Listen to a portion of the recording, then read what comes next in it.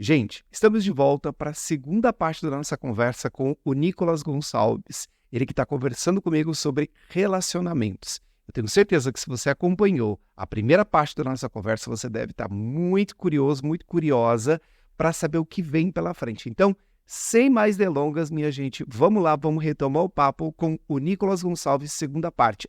E se você não viu a primeira parte, é só olhar aqui no episódio anterior que a gente tem a primeira parte dessa conversa, desse papo com o Nicolas Gonçalves. Vamos lá, segunda parte.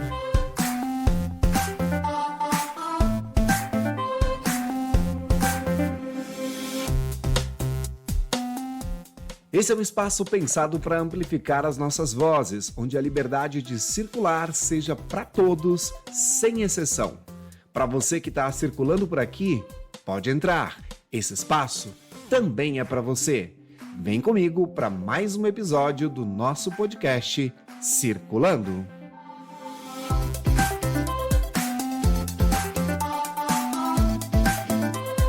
Bom, a gente vai para um outro tema agora, que é polêmico, que é complexo, e aí eu quero dividir esse tema em duas frentes para a gente poder falar. Eu vejo que tem dois caminhos aí principais para abertura de relação, né? Que é a pessoa que abre a relação sem estar preparada para isso e a pessoa que abre a relação por medo de perder. E aí eu queria que a gente pudesse fatiar essa nossa fala em duas frentes. Primeiro, as pessoas que abrem o relacionamento por medo de perder, né? Tem a ver até um pouco com o que a gente estava falando agora, né? Essas pessoas acabam nem pensando assim, o que eu quero de verdade, quais são os meus reais desejos, que dores também isso pode me causar por abrir essa relação. Ela simplesmente, pelo medo de perder, ela entra nesse processo de abrir a relação. Como que você enxerga isso? Que impactos você vê nessa questão da relação aberta nesse sentido? Então, o que acontece é que quando a pessoa... Nós estamos falando disso e é uma crescente. Eu não me posiciono, eu não me comunico, não tenho um ambiente seguro, eu tenho insegurança, dependência emocional, isso não está, digamos assim, domesticado dentro de mim, né? Essa dependência ela precisa estar domesticada, porque nada se acaba, está dentro de mim, eu preciso aprender a me relacionar. Eu detesto o conceito de resolver, porque a gente cria resoluções com rupturas, né? Não tá bom, termino, não sei o quê, não vou fazer mais, quero emagrecer, dieta. Não é assim. Rupturas dá rebote. A gente tem que aprender a se relacionar. Eu tenho que desenvolver uma musculatura. Então, a relação ela já vem ruim, ela já vem de uma maneira disfuncional, não tem espaço aberto, muitas vezes, para se comunicar. Vamos nos mover, não tá legal isso, né? Porque é só julgamento e apontada de dedo. Aí, o que acontece? Tem um lado dependente rígido sempre e o lado dependente carente. O lado mais fraco sempre sofre mais. E aí, esse lado tem mais medo de perder e o outro lado é mais posicionado, né? Geralmente acontece dessa forma. Se amam, estão ali, têm impulsos, não se conversa sobre isso, foi passando pano, e daí chega, vamos abrir o relacionamento? Acho que a gente precisa de mudança, acho que a gente se gosta, a gente está bem, muitas vezes esse diálogo, a gente está bem com amigo, a gente tem uma boa relação, só que tá faltando algo, não sei o que. E aí se abre por medo de perder, né? Tem um lado que geralmente está mais decidido, tem outro lado que está mais convicto da ideia, e lida melhor com isso, e outro lado que tem inseguranças, tem uma autoestima mais baixa, ou às vezes o lado mais convicto disso também pode sofrer, porque às vezes o outro se joga muito nisso. Então, o medo de perder faz eu corromper aquilo que eu desejo para mim. Daí eu falo muito sobre os valores pessoais. Eu preciso saber o que eu aceito, o que eu não aceito, o que é negociável, o que não é, o que é negociável para mim, onde eu consigo me flexibilizar, com isso eu consigo ficar, com isso eu não consigo, né? Ou ao menos ter um posicionamento de dizer, olha, eu não sei se eu consigo lidar com isso. Nós podemos tentar, se entende esse posicionamento, mas não, tá tão envolta ali em emoções, em medos, em inseguranças, que eu, não vai, então vamos. E aí começa a perder o fio da meada, porque um lado começa a se machucar muito, daí vem a questão péssima de não ter comunicação e posicionamento, e tem muito julgamento, onde, mas você vem reclamar agora, mas você aceitou. Putz, meu, que ignorância, você pegou a dor do outro e jogou no lixo. Então isso acontece frequentemente. Eu recebo muitas mensagens no meu Instagram da pessoa falando exatamente isso. Abri o relacionamento e me arrependi. Agora ele fica falando que fui eu que tomei a decisão. Então, tem um jogo de manipulação que acontece que acaba levando a relação para um lugar muito doloroso e que traumatiza as pessoas e reforça aquele paradigma, aquela crença de que gay não quer nada com nada, de que, ai... Hoje eu recebi uma mensagem que eu fiquei assim, incrédulo. Uma pessoa me mandou assim, preciso conhecer mais pessoas que têm um relacionamento acima de 10 anos, homoafetivo, para eu passar a acreditar. Porque se criou uma crença de que o homossexual LGBT, ele não quer isso, ele não quer viver isso, ele não serve para isso. E tem tantas pessoas que buscam um relacionamento a dois que as pessoas estão desacreditadas. Por quê? Porque é tanta dor e tanta ausência de conhecimento, de posicionamento, que aí eu acredito que é só assim que dá certo. Abro e me firo cada vez mais. É como se eu estou dando facadas em mim. E aí, quando eu me posiciono, o outro vem e aponta o dedo na minha cara. Isso, pra mim, isso é uma coisa que eu sou contra. Você se colocar em um lugar que você sabe que vai se machucar. Isso eu sou contra. Muito. Porque você sabe que vai te machucar. Você ama a pessoa, mas você também tem que se amar. E aí você tem um sonho. Eu sou uma pessoa que eu sonhei com o relacionamento que eu tenho hoje. Eu sempre fui muito iludido, eu sempre fui o dependente, carente. E eu sonhava, eu falava, eu vou encontrar. E eu encontrei, é incrível como eu co-criei meu marido mesmo. E assim, hoje nós temos um relacionamento fechado, né? E assim, para mim é isso que eu sonhei. Nós temos um espaço aberto, pode ser que daqui a 10 anos minha cabeça mude, não sei, pode ser que amanhã. E tá tudo bem. Mas se algo acontecer, eu preciso saber o que eu tô seguindo. Eu não posso me colocar num lugar que vai me ferir. Não posso corromper algo que está dentro de mim. Se o outro quer, tudo bem, você é livre. Siga seu caminho. Para mim, vai me fazer mal. Vai fazer mais mal eu continuar com você aberto do que eu ficar sem você. Tem que ter esse desprendimento, porque isso é maturidade, cara. Isso é muito afrodisíaco. Isso é muito afrodisíaco. Não é?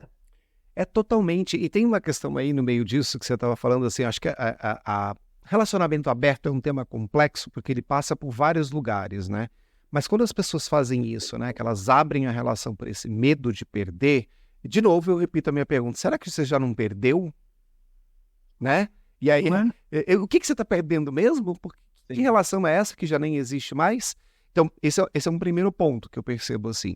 E um segundo ponto, quando você abre a relação por esse medo de perder, raramente as pessoas olham para si e entendem os seus desejos, as suas vontades, os seus limites, né? Até onde eu posso ir, né? O que vai me ferir mais ou vai me agregar mais. E tem uma questão, na minha visão, ainda muito complexa no meio dessa questão de abrir o relacionamento, é porque, assim, as pessoas abrem a relação, mas elas não têm um pensamento não monogâmico. Que são coisas absolutamente diferentes. Você pode ter um pensamento não monogâmico e ter uma relação fechada, né? E você pode ter uma relação aberta e continuar com um pensamento monogâmico. Cara, isso não cabe, uma coisa não cabe na outra, né? Então, assim... É filosofia pura, né? Oi? Isso é filosofia pura, né? Porque não tô no controle da posse do outro. Como assim? Exatamente. Então, assim, quando eu falo e eu converso muito abertamente sobre essas questões, eu falo assim, cara, ter um pensamento não monogâmico me parece, não sou dono da verdade, não estou dizendo que está certo, que está errado ter relacionamento aberto, fechado, nem estou entrando nesse mérito. Mas me parece que ter um pensamento não monogâmico é saudável para uma relação, porque me tira desse lugar de que o outro é meu, de que eu tenho a posse dele, de que ele tem que me dar satisfações, de que ele tem que fazer exatamente o que tem que. O pensamento monogâmico, ele te leva para esse lugar que é perigoso. É obsessivo, é perigoso, é delicado, sufoca, às vezes maltrata o outro. Eu conheço pessoas que têm que tirar foto do lugar quando ela chega para mandar pro outro. Eu conheço, tá? Exato. Mas isso existe, é real. Então, muito. Eu falo assim, cara, a primeira coisa, será que não é importante vocês discutirem ter um pensamento não monogâmico Sim. antes de pensarem na história de abrir ou não uma relação, porque talvez um pensamento não monogâmico traga para você essa liberdade que você quer, traga para você, tire de você esse peso dessa cobrança toda que você tem.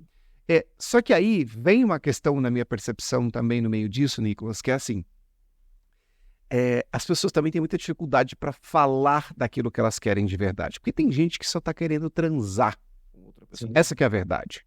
Sim. Ela não está, em nenhum momento ela está pensando na relação dela. Ela está pensando nos próprios desejos, no egoísmo que ela tem em querer transar com... Veja, eu não estou dizendo que é errado você querer transar com outra pessoa, você abrir... Não é isso que eu estou dizendo. Eu estou dizendo que a ótica é outra. Quando você faz isso, e você inclusive anula a presença do seu companheiro, é perigosíssimo, porque assim, você está sendo egoísta pra cacete. Você só está pensando em você. Então, você quer transar, você quer ter outra pessoa, você quer ter outra experiência, seja honesto. Fale que é disso que se trata. E não fique muitas vezes jogando a culpa no outro, sabe? E aí o outro já está com medo de perder e tem esse perfil mais dependente emocional, como você colocou, e aí ele já se vê encurralado ali, ele vai aceitar aqui. Enfim, tudo que você já falou e lá na frente vai ser cobrado. Mas eu acho que esse medo de perder, ele passa por esse lugar. Então as pessoas não se tocam do que está acontecendo e elas são desonestas. Então, a minha percepção, assim, antes de pensar em abrir o relacionamento, será que não é importante discutir o pensamento não monogâmico? Com certeza, porque principalmente eu sou cabeleireiro, né? Mas eu não atuo mais, eu fui durante 7 anos e sabe, o cabeleireiro é o terapeuta, né? Da mulher. E aí eu via na minha frente a dinâmica de desejo e controle, sabe? Me sinto desejada e me sinto controlada. Era mais ou menos assim, oi, ai amor, tô aqui no Nicolas. Ai, eu falei que ia vir pra você. Não, ele é gay. Ai, nossa, não precisa. Ai, tá, na hora que eu sair eu falo pra você. Daí a pessoa, ela desliga e daí ela fala assim, ai, nossa, ele é terrível. Nossa, ele me liga todo lugar que ele vai. Olha o desejo. Eu me sinto desejada. Ai, me liga. E do outro lado, o controle. Ah, falei onde ela tá. Então, é um pensamento ridículo. E é tão cultural isso, e tão pesado. Eu moro numa cidade pequena, de 30 mil habitantes. Eu e meu marido, nós somos muito conhecidos aqui na cidade. Nós temos comércios, né? Então, assim, meu marido sai sozinho. Então, tem pagode, ele vai sozinho. Eu tô trabalhando, eu tô fazendo live no meu Instagram, mentorando alguém. E aí, eu fui no meu comércio no outro dia, e aí chegaram, as minhas funcionárias falaram assim, Nicolas, vocês estão terminados? Porque tá todo mundo falando. Eu falei, mas por quê? Não, porque viram o Marcelo, seu marido, 2 dias sozinho. Falei, gente, uma pessoa que é casada, ela não pode ser sozinha. Eu vou para São Paulo, fico em imersões 7 dias. Eu já fui para Bahia em imersões, já fui para vários lugares, vou em eventos. Eu vou para casa da minha família sozinho e tá tudo bem, né? Eu postei um vídeo no meu Instagram que deu tanta polêmica porque eu falei que eu e meu marido, nós não temos ciúmes um do outro dentro do relacionamento. A gente vai na balada, ninguém vai atrás, ninguém no banheiro. Por quê? E assim, eu disse uma palavra no vídeo que as pessoas distorceram. Porque eu falei que nós não tínhamos ciúmes e que nós tínhamos acordos entre nós e nós sabíamos até onde nós podíamos ir. E as pessoas distorceram. Acordos igual relacionamento aberto. Cara, o acordo nosso é assim, eu dou o meu melhor pra você, você dá o seu melhor pra mim. Se você fizer algo, cara, o nosso acordo é fechado. Então, quem tá perdendo é você, porque eu tenho um amor próprio, eu sei do meu papel, eu sou o puta de um cara, você é o puta de um cara. E aí você vai estar perdendo a relação, quem vai lidar com essa consciência é você. Eu acho que esse pensamento não monogâmico, né, tipo assim, não tô na posse de ninguém, né? Eu não tenho medo de perder o meu marido. Eu não tenho. Não tenho medo de perder ele, porque eu sou muito bom, ele é muito bom. E se acaso ele vir fazer algo, tá bom, vamos conversar sobre isso? O que te levou? Entende? Mas eu não tenho medo de perder. E essa segurança faz com que ele, do outro lado, sinta uma pressão. Tipo, poxa, o cara tá ali, entendeu? Tipo, não me atormenta, não nada. Então, tudo é levado em consideração. Só que as pessoas, elas estão obcecadas na posse, no controle, Quanto mais você tem controle, é igual adolescente, os Que é hormônios. transgredir, né? Eu quero. Meu, nós falamos aqui de comunicação, de posicionamento, ambiente seguro. Se eu tiver um desejo e eu falar pro meu marido, amor, tô com uma vontade louca de fazer isso aqui. Se ele olhar pra mim e falar assim, bora, pode ser que a minha vontade morra na hora. Porque o homem, ele vive muito na cabeça, é muito mental, é uma criação, né? Que assim, que talvez ele nem queira concretizar, ele arregue na hora. Mas reprimir é perigoso. Então, concordo plenamente. Esse pensamento de posse é arcaico, né? É arcaico. Não pode, não isso, aquilo outro. Não. Imagina, a minha amiga minha melhor amiga mora na Espanha. Quando ela vem pra cá, nós saímos. E aí chega um momento que eu olho pro meu marido e falo assim: agora é eu com ela. E aí ele volta pra casa, eu vou, a gente vai. Meu marido vai pra balada. Tá tudo bem. Tá tudo bem, entendeu? É claro que tem um limite também, né? Tipo, sempre. Opa, peraí, por que você tá ausente na minha vida? Não é numa coisa ausente, mas é uma coisa de liberdade. Ah, eu quero ir lá, não quero ir. Vai você. Essa liberdade é mágica. E aí, muitas pessoas, quando se fala de relacionamento, e principalmente relacionamento monogâmico, a pessoa fala assim: ai, mas eu não quero perder minha liberdade.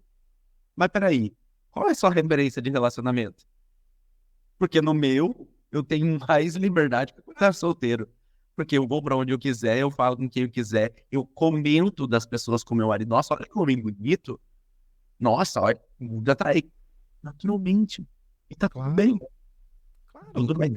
né? Entende? E isso que você falou é uma coisa super importante, que é uma coisa que eu também vejo, assim. Eu falo com os amigos que são casados, eu falo assim, cara, passou um homem bonito do seu lado, você olhou, você acha o quê? Que seu marido olhou pra planta?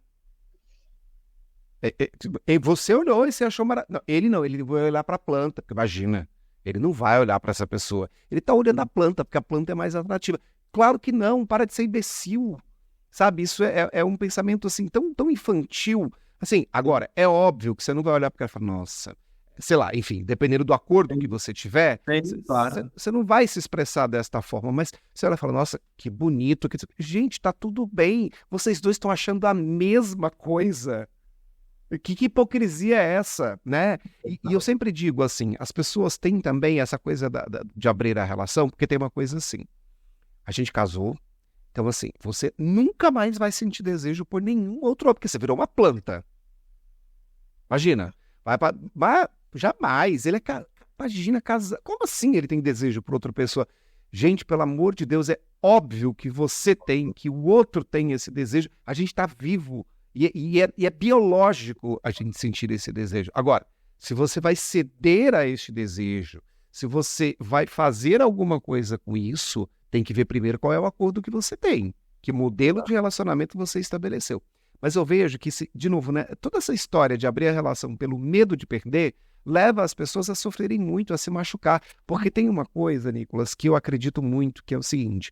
De novo, eu não estou aqui para dar palestra para ninguém, não estou aqui para dizer que eu sou especialista nisso ou naquilo. Acho que todos nós temos as nossas questões e como lidar com isso. Mas tem uma coisa que eu vejo que é assim, as pessoas abrem a relação por esse medo de perder, mas elas não são cúmplices. E elas nunca foram cúmplices. Elas nunca tiveram conexão. E aí é assim, é um tendo uma vida aqui, o outro tendo a outra vida aqui, a gente dividindo a mesma casa e pagando conta. Isso eu faço com meu amigo. Exato. Eu não preciso ter um relacionamento para isso, né? Exato. Agora, óbvio que se isso foi discutido, foi colocado na mesa, e isso está claro, e é assim que vocês entendem uma relação, vai em frente. É isso mesmo. Tá claro. Mas não mascarar as coisas, sabe? Do tipo, nossa, como eu disse agora há pouco, um tá super interessado em transar e ter e ele não fala disso. Ele fala que quer abrir a relação porque ele quer ter, sei lá, outras experiências. E aí tem um ponto que eu preciso trazer aqui, que eu acho extremamente necessário, que é o seguinte. A gente vive num mundo de modismo. Pode reparar. Tudo entra, a roupa entra na moda, sai da moda, a barba entra da... Eu sempre usei barba, aí quando começou a ficar famoso, eu falei, nossa, eu já estava na moda e nem sabia. Porque é isso, né? As pessoas vão nesse modismo. Uma hora calça de não sei o quê, pega o carro, uma hora bonito o carro assim, outra... Enfim, as coisas vão mudando e vem essa coisa do modismo, né? Como tem uma moda agora e tá muito em alta a história do relacionamento aberto, parece que você não pode mais falar que você tem uma relação fechada, porque você meteu. Isso pra mim é assim, é querer castrar uma liberdade, né? Essa realidade. Porque Exato. parece que é errado você querer. Eu sou muitas vezes chamado de moralista, né? Porque como eu defendo muito essa coisa de não abra um relacionamento se você não está preparado para isso. E aí, às vezes, a pessoa fala assim, mas é um conceito de relacionamento heteronormativo que o gay não pode seguir. Não, eu tenho um desejo de ter um relacionamento assim e eu vou ter. Não é porque eu sou gay que eu preciso ser contra, não é porque tá tendo esse movimento que eu preciso ser movido pelo pertencimento, porque a gente busca pertencimento, né? Isso assim, é impulsivo nosso. Eu quero pertencer, faço parte, e eu vou ter os meus movimentos, meus comportamentos. Então, assim, eu não preciso fazer parte disso. E tem uma pressão social para que isso aconteça também. Exato. Entende? Então, assim, eu acho que tem que tomar muito cuidado com isso. Como você mesmo disse, tudo que é acordado não sai caro. Então, cada um tem que ver o que é melhor para si, mas tomando muito cuidado para não se perder nos seus próprios valores. Exato. E essa coisa eu trouxe esse ponto porque, assim, a gente lutou tanto por liberdade, a gente lutou uma vida inteira, e falo pela minha experiência, assim, para ter liberdade. E aí eu não posso ter a liberdade de escolher uma relação fechada, se eu quiser? O que é a liberdade, então? Né? Então, eu acho que isso é super importante também a gente entender, porque existe uma pressão social do meio para que... Nossa, que antiquado. Ai, você não tem relação aberta. Nossa, como você é... Nossa, coxinha, né? Não, gente. Pode ser uma escolha da pessoa e tá tudo... De novo, liberdade. É sobre isso. A gente passou uma história da comunidade LGBT brigando, lutando por liberdade. E agora a gente cobra da própria comunidade que ela não pode ter a liberdade de ter uma relação fechada, monogâmica, se é assim que ela quer. Não é por aí o caminho. Então, eu acho que, de novo, né? E aí a outra fatia que eu estava falando sobre essa coisa de abrir o relacionamento, que é abrir a relação quando você não está preparado. E aí, quando você não está preparado, você vai se deparar com um monte de coisa que você não sabe. Você nem pensou sobre aquilo. Não que a gente vai ter um planejamento, um mapinha e vai sentar aqui e vai riscar. Não é isso. Mas eu acho que não estar preparado para abrir esta relação pode te levar para um lugar perigosíssimo. E aquilo que você tinha medo de perder, você vai perder mesmo. Né? Então, eu queria que a gente pudesse falar um pouco agora sobre essa coisa de abrir a relação e não estar preparado para isso ainda. O que isso implica na prática? Bom, quando eu não estou preparado, no geral, nós não estamos preparados para nada, né? Porque a experiência é que nos liberta. Mas tem muitas pessoas que abrem relacionamento achando que estão preparadas, mas elas, né? Destrói aquilo ali por dentro. Por quê? Vem os ciúmes, vem a insegurança, vem o descontrole, né? Porque aí, quando nós falamos de relacionamentos abertos, muitas vezes nós temos um descontrole que acontece. Então, assim, não tem como, se não tem comunicação, eu abrir para salvar, não estou preparado, daí isso vai desenrolando, e aí vira uma bola de neve. E aí o que acontece? Tem uma dinâmica que você trouxe muito bem falado, que é sobre o não esclarecer do que vai ser, do que vai se buscar. Né? Então as pessoas elas não estão preparadas para viver isso, acabam se decepcionando, e daí quando você vê, a relação ela deixou de ser olhada e os dois estão olhando para fora. Então eu conheço inúmeros casos de pessoas que, assim, o núcleo da vida do casal, que era unido, se tornou buscar pessoas para fazer marmita. Esse é o núcleo da vida. Então, assim, morreu a vida dois e passou só a ser a busca. Inclusive, atendo pessoas que, assim, tá no meio de uma viagem super legal, um tour da Europa, um Eurotrip que planejaram juntos, aí do nada pega o marido no telefone conversando com outra pessoa. E muda o propósito todo daquele negócio ali, e aí o lado mais fraco pende, o lado mais emocional pende, daí, poxa, mas e aí? Então, assim, não tem um acordo, não tem comunicação, não está preparado, tudo acaba se embaralhando.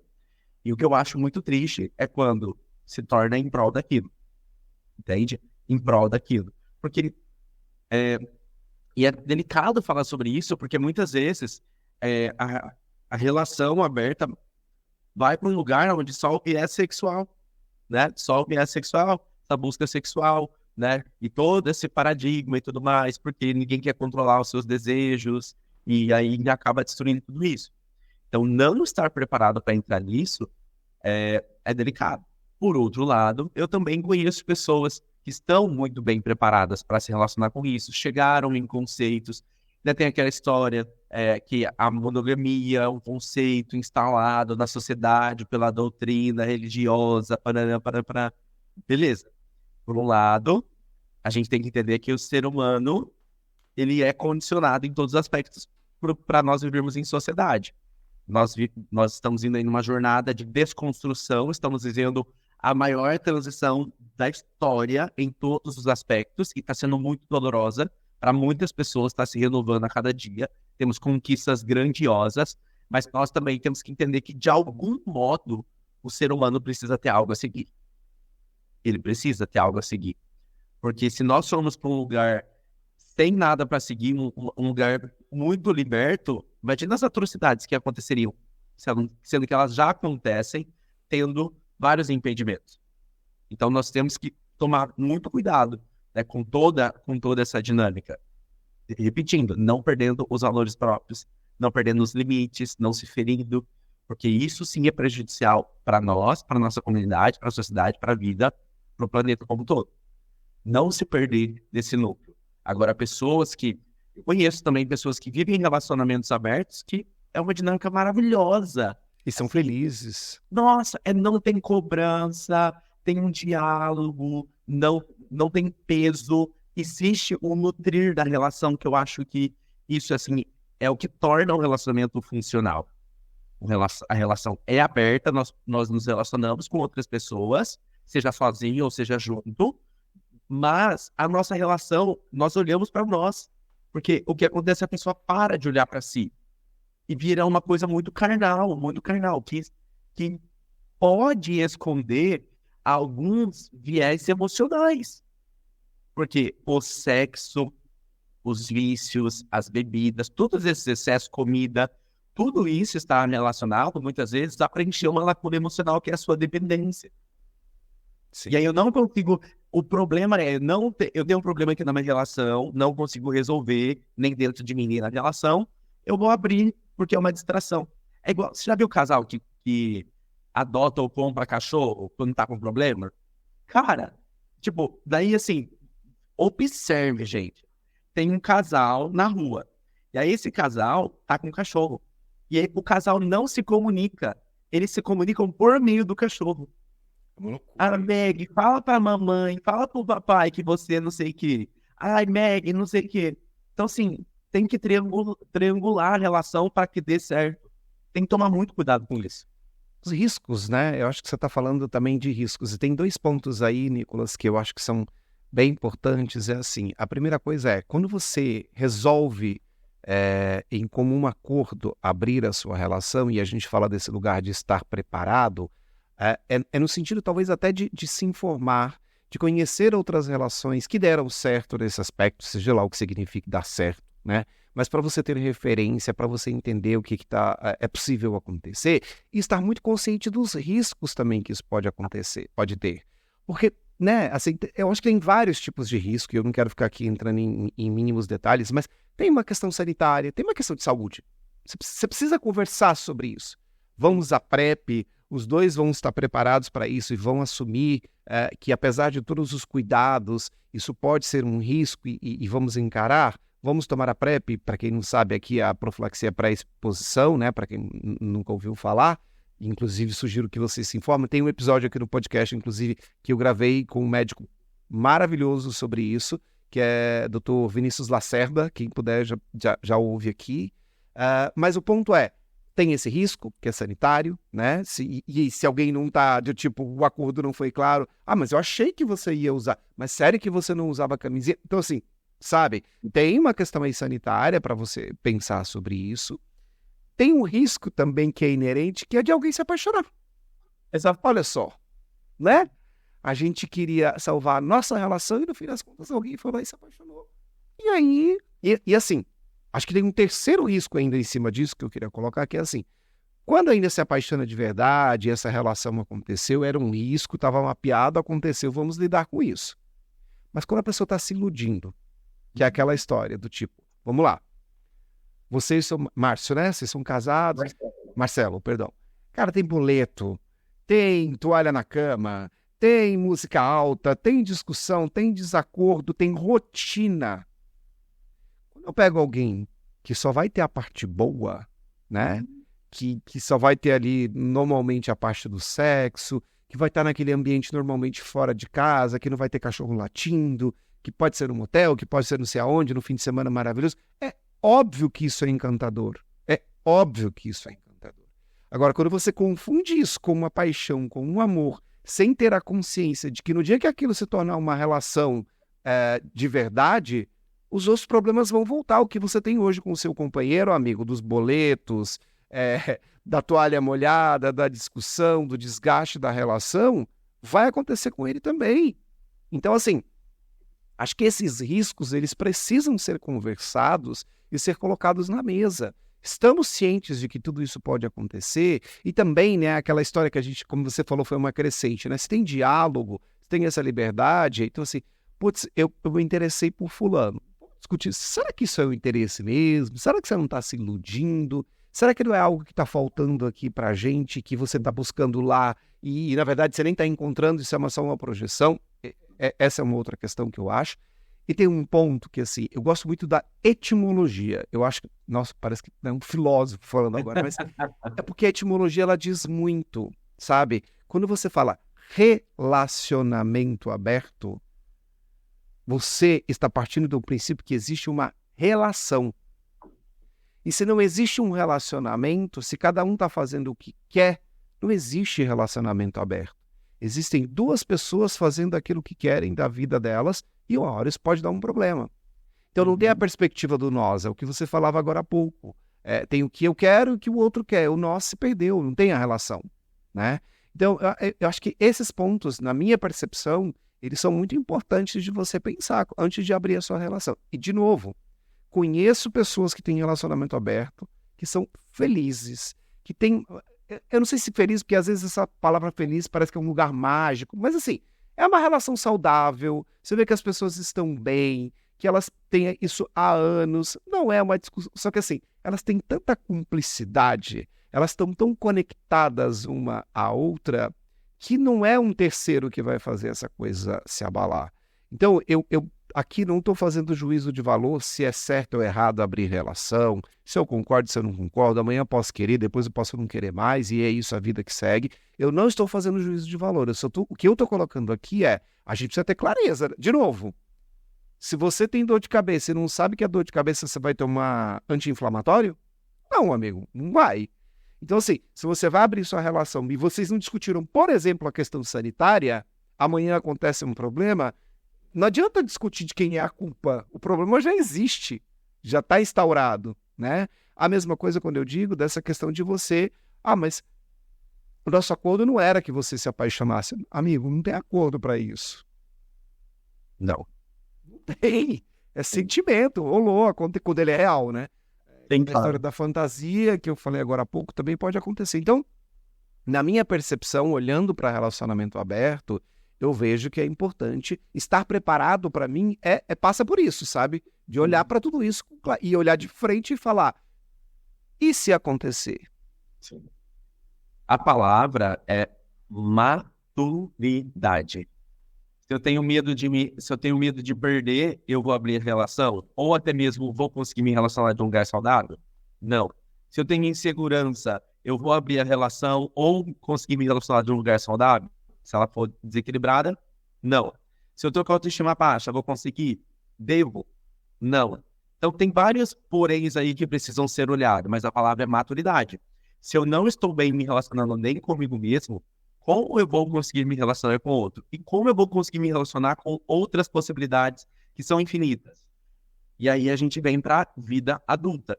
Você disse isso e eu recebi hoje uma pergunta na minha caixa de mensagens lá do Instagram, onde um seguidor falou para mim assim: tenho muito desejo de me relacionar, mas tenho muito medo de ser traído. O que eu faço?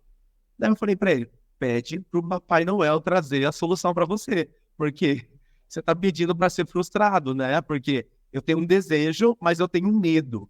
E aí você não quer posicionar como adulto e dizer: eu tenho um desejo e eu vou assumir as consequências que podem vir com ele, os riscos que podem vir com ele.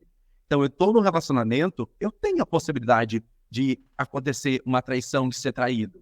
Eu estou numa relação aberta, eu tenho a possibilidade de ser trocado, como também numa relação fechada.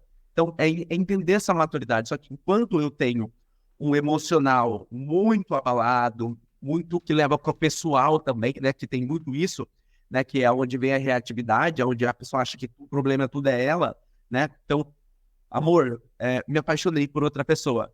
O que eu fiz pra você? Não, meu, você é maravilhoso, mas eu encontrei algo lá que foi diferente, né? Então, assim, tem que ter maturidade para tudo. E cada escolha é uma renúncia. Então, Total. eu trabalho com os planos de ação dentro da minha metodologia, que tem uma atividade que eu faço que se chama calculando a rota.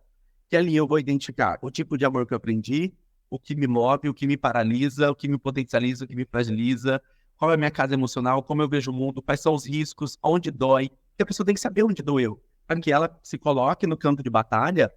Opa, peraí, isso eu senti daqui, isso eu senti daqui, até mesmo numa exposição, né, seja um relacionamento fechado ou aberto, exposição ao risco, assim, né, digamos assim, eminente ali, alguém que o parceira conversou e se sentiu ameaçado.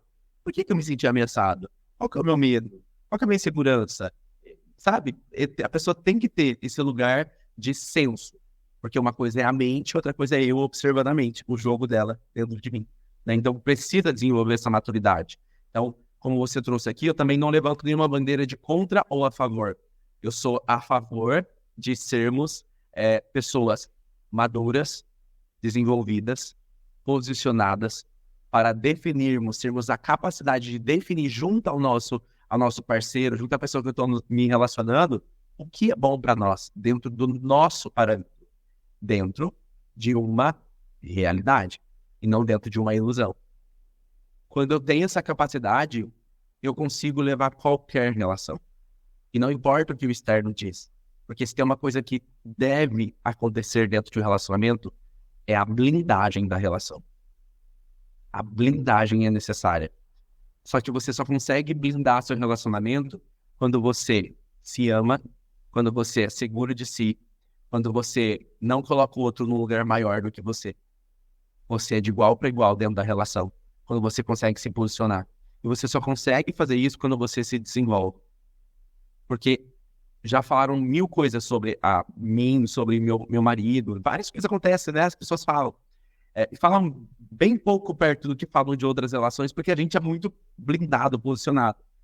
Qualquer coisa que falem para nós, a gente descarta. Porque não interessa o que vem de fora. Interessa só o que vem de dentro. Só que para você chegar nesse posicionamento firme de confiança, até mesmo que você possa estar errado, hein? Você tem que confiar em você para confiar no outro. Porque o outro dá o valor para você que você dá para você. Isso não importa qual tipo de relação você vive. Importa o seu nível de integridade. Com quem você está se relacionando. Assim como os limites, né? Mas eu acho que esse tema da relação aberta, até para a gente evoluir para o nosso próximo ponto aqui, eu sugiro, tem uma pessoa que eu gosto muito, que é a Regina Navarro Lins. Eu acho ela maravilhosa. Ela escreveu um livro sobre novas formas de amar. Sugiro assim muito que as pessoas leiam, independente de você querer ter ou não uma relação monogâmica. Eu acho que é importante para você pensar, refletir sobre essa questão do pensamento não monogâmico. Porque isso eu realmente acho que muda a regra do jogo. Então a gente não vê o outro mais como posse, como essas questões todas, e ter esse espaço de falar, de liberdade. Então minha sugestão aqui para este tema é ler Regina Navarro Lins, assistir também, ela tem muitos livros sobre, muitos vídeos sobre isso, mas tem um ponto que eu acho que fica para mim, assim, dessa reflexão, dessa história de abrir relação e de não abrir relação, enfim. O mais importante primeiro, assim, é você olhar para si. Se você não sabe o que você quer, e se você não sabe se você pode se ferir, se você não consegue ter a mínima noção do que vai acontecer se você abrir esta relação, a minha sugestão é, como diz uma pessoa muito querida que eu tenho próxima, você não sabe o que fazer, não faz nada. Espera. Espera, respira. Exatamente. E vai pensar um pouco mais e vai refletir, mas não se joga assim, porque é muito arriscado. E tem coisas que eu costumo dizer que, assim, tem coisas que a gente pode consertar, que a gente pode lidar, tem coisas que não. E eu estou falando de dores, mas eu estou falando também de questões que podem mudar a sua vida, né? Você pode acabar destruindo, inclusive, aquilo que você... Às vezes pode despertar uma culpa que você nunca mais vai se recuperar. Exatamente. Uma decisão, entende? E é delicado. Posso te fazer uma pergunta, porque eu tenho uma visão sobre isso, que eu quero ver o que você acha disso. Vamos lá, invertemos aqui, né? Eu vou te perguntar. Você acha que para relações homoafetivas, o relacionamento aberto é mais válido do que para relações heterossexuais? Eu não acho que seja diferente. O que eu acho é que existe um olhar social diferente. Isso eu acho que existe. Então, assim, quando as pessoas olham para uma... a gente acabou de falar disso. Mas gay tudo bem, né? Eles estão acostumados a pegar todo mundo, trocar e não sei o quê. Então, ali acho que cabe uma relação aberta. Pro hétero, não. Gente, desculpa, eu preciso falar uma coisa agora. Tem muito hétero que tá vivendo uma relação aberta, só que um dos dois não sabe, tá? Com certeza. Então, para mim não tem diferença. O que tem é um olhar social, um julgamento sobre isso, que sim é diferente. Mas que é melhor para um lado e não é melhor para o outro, não, a minha visão não é essa. Eu realmente acho que não. A perspectiva que eu trago a minha visão é de que, para as relações homoafetivas, talvez seja mais fácil o processo e mais aceitável, mais veloz do que para os heterossexuais. Porque quando nós trazemos aí, como eu mesmo disse aqui, não tem nada que diga que o relacionamento gay tem que ser assim, né? Nós não temos isso registrado num livro. Agora, para os héteros tem. Entende o que eu quero dizer? E aí eu quero trazer do contexto de família. Porque para uma relação ser funcional, aos olhos da sociedade aberta e heterossexual, tem muito mais camadas do que para um gay. Muito mais camadas. Porque quando nós falamos de uma criança precisar estar no meio disso, se a dinâmica não for muito bem ajustada e madura, a cabeça da criança pode ficar muito perdida. Não, total. Mas eu quero dizer? Sim, mas quando você diz isso, eu acho que tem ainda uma questão no meio que é a seguinte. Primeiro, qual é o conceito de família, né? Pode ser uma família, eu, uma pessoa e um cachorro. Pode ser eu e o meu marido. Pode ser eu, meu marido e 3 cachorros. Eu, meu marido e um filho. Eu acho que o conceito de família ele é muito diverso. A gente está partindo do pressuposto de que haja uma criança nesta família. Sim, se houver 1, 2, 3, não importa, crianças envolvidas nessa história, eu acho que não só para essa discussão de relação aberta ou não aberta, mas para N outras coisas, é necessário considerar que existem crianças ali que são responsabilidade dessas pessoas que são adultas, ok? O que eu acho é assim, quando a gente fala que é mais fácil para as pessoas LGBTs abrirem a relação do que para os héteros, porque tem muitas camadas, o que eu acho é que existe uma hipocrisia, desculpa, no meio hétero que diz que não pode. Isso é hipocrisia, porque, de novo, tem muito hétero vivendo uma relação aberta, só que um dos dois não sabe. Né? Então, eu entendo o que você está querendo dizer, porque a gente talvez venha de uma criação e de um processo em que a gente entenda um pouco mais naturalmente essa possibilidade de abrir isso. Mas eu acho que a gente precisa tirar também de cima disso esse olhar de julgamento social também que existe, que é assim, tudo bem para eles e aqui não. Não, cara. Pode dar certo para um lado e pode dar certo para o outro e pode dar ruim para qualquer um dos dois também. Os riscos, eles são os mesmos. A diferença, eu acho, é que assim, a gente tem uma constituição histórica de uma sociedade patriarcal e machista que coloca a mulher numa posição em que ela não tem direito disso. Porque, vamos lá, você realmente acha que se essa conversa partir numa relação heterossexual vindo da mulher, vai ser bem aceito? É óbvio que não. Então, a gente tem aí também uns atravessamentos que são, né, dessa constituição histórica, patriarcal, machista, que atravessa esse processo e que faz com que a relação heterossexual sofra esse impacto. Mas não é porque é mais difícil, é porque tem mais, eu acho que tem mais, não é que é mais difícil, não é isso que eu quero dizer, não é que é menos possível, o que eu acho é que existe esse peso histórico aí. Tem mais camadas, né? Tem a camada religiosa, tem a camada social. Exato. Fundamentalismo, às vezes, é mais religioso. conservadora, tem muitas camadas. Então, por isso que, e quando eu olho para as relações abertas, eu acho que a comunidade LGBT está assim, mais à frente, exatamente por ela não ter essas camadas, entende? Já está no ritmo, porque a gente já está mais aberto a esse movimento. Quando para o heterossexual, é mais denso. Mesmo que seja muita hipocrisia, como você mesmo disse, né? Eu, 13 anos, a minha mãe viveu uma relação aberta Ela não sabia. Concordar, né? Mas o que eu trago é essa perspectiva de que a virada é muito mais pesada do que para a comunidade homoafetiva que está se criando o movimento, os conceitos, a transição agora, entendeu? Sim. É como se, para mim, é como se a comunidade LGBT ela estivesse incorporando agora, porque a gente tem Erika Hilton, a gente tem várias lutas que já foram vencidas, né? Como a mulher também vem conquistando isso. Mas quando eu olho para a relação aberta, eu olho para a relação heterossexual e falo assim, putz, aqui é muito mais denso socialmente do que aqui. Porque não se fala disso. Eu converso com as minhas amigas, com os meus amigos héteros, tipo, é algo... Uau! Né? Porque muito arcaico, muito conservador, vem de várias coisas, entende? Eu não tô aqui para fazer juízo de valor se hétero, gay, não sei o quê, mas assim, a gente tem que entender de novo a história de não ser vitimista, mas ser vítima. Eu acho que as relações heterossexuais, elas são vítimas desse processo. E digo que são vítimas não só pelas mulheres, tá? Tem muito homem que não pode chorar. Tem muito homem que não pode expressar os seus sentimentos, que nem sabe fazer isso, porque cresceu numa sociedade patriarcal machista em que o homem não pode chorar. Né?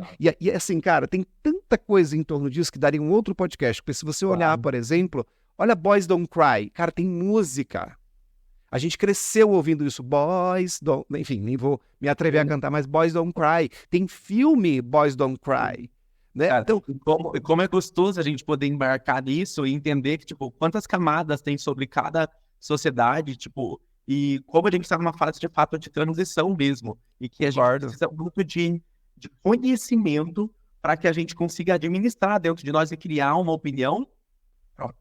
Exato. E eu acho que tem uma coisa aí, Nicolas, no meio disso que você está trazendo, que é o seguinte, existe um medo também muito forte destes... E aí aqui eu não quero generalizar, por favor, não é isso.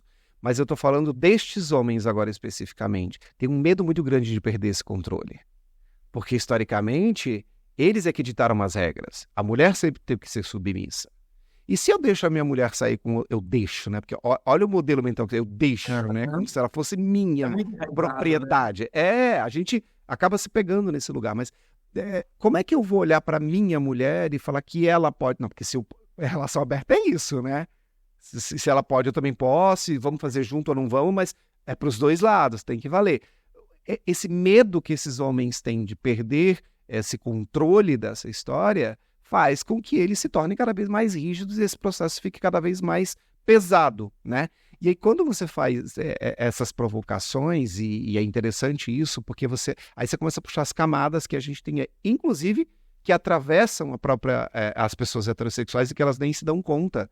Outro dia eu falava para um amigo que é pai de 2 meninas, e eu dizia para ele assim, olha, é muito mais só do que falar sobre você e a sua mulher, é falar sobre as tuas filhas que estão vindo aí nesse mundo.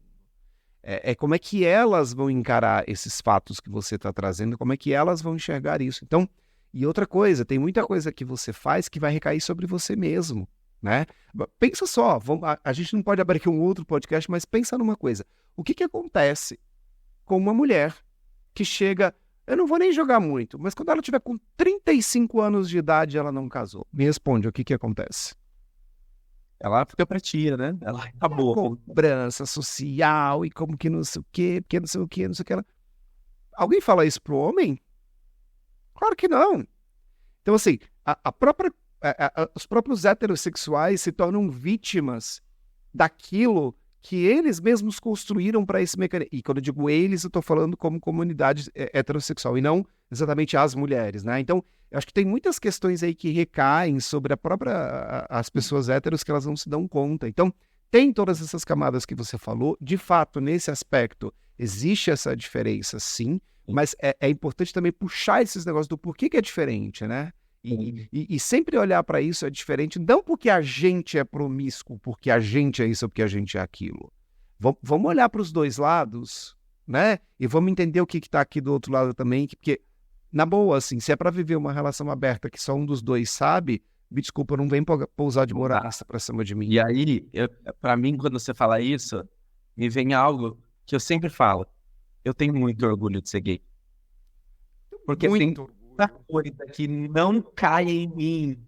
E eu sou tão mais livre, eu sou tão menos hipócrita com tudo, e tão mais verdadeiro. O gay fala, assim, o LGBT ele fala a verdade, ele é mais descarado. Por quê? Porque tem tanto menos sobre, é tão mais liberto, sabe? Que isso pra mim eu me sinto até abençoado, sabe? Porque é maravilhoso pra mim isso. Sim! Ótimo. É porque a gente, Nicolas, a gente abrindo o podcast, né? Mas a gente veio de uma história em que a gente se viu numa situação que a gente tinha que mudar o status quo. Era uma questão de, para existir, eu precisava questionar, para eu existir. Então a gente já veio de um momento em que a gente fala, não, peraí, vamos discutir. Não tá certo. Então a gente vem com essa liberdade porque a gente passou por uma história onde a gente teve que discutir e enfrentar de frente muitas coisas para poder existir. Os héteros não fizeram isso, eles foram aceitando isso como... E não estou aqui para julgar mulheres, homens, eu estou dizendo que é um fato. A história fez isso, né? Então, a gente está mais acostumado a essa coisa da batalha, de poder ser livre, não, vamos lá, eu vou falar o que eu quero, eu vou para cima, porque senão a gente nem existia, nós dois nem estaríamos aqui. A gente vive no país que mais mata pessoas LGBTs no mundo. Mata mais, inclusive, em países onde isso é um crime. Então, assim, a nossa existência, ela é um ato revolucionário. Existir, chegar aos 44 anos sendo um cara gay, podendo falar disso aqui abertamente no YouTube para sei lá quantas milhões de pessoas ou para... Provocando ainda. Exatamente. É um ato de resistência e é uma sobrevivência, porque a gente vive no país que mais mata pessoas LGBTs no mundo, né? Então, eu acho que tudo isso faz com que a gente tenha já naturalmente esse ímpeto de quebrar esse status quo, e eu também tenho muito orgulho de ser gay, muito orgulho mesmo, porque eu acho que isso me trouxe muitas coisas. Claro, tiveram muitas dores que eu gostaria de não ter passado e que eu não acho que eu tinha que ser obrigado a viver isso para chegar nesse lugar, então eu não quero romantizar nada disso, mas eu me sinto muito orgulhoso de poder ter aprendido com tudo isso e poder chegar e falar, não, eu posso, e discutir esse assunto de frente, e às vezes falar, putz, nossa, eu realmente nunca tinha pensado em ter uma relação aberta, mas agora eu quero conversar sobre isso. Será que não pode ser interessante?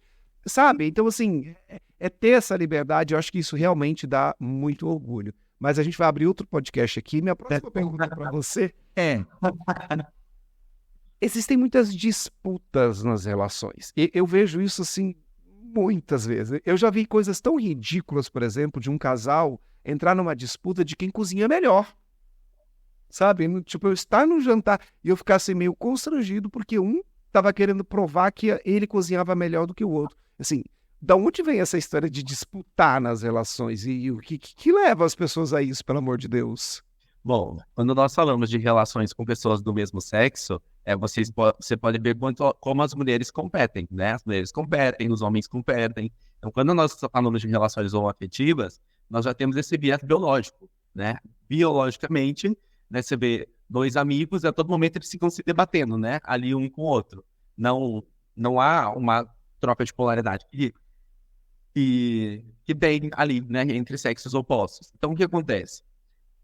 A maior parte das pessoas, elas vivem um processo de competição pelo viés biológico, por si só, porque são dois homens, com energia masculina ali, e tem um viés de competição, um instinto. A mulher também é a mesma coisa, né?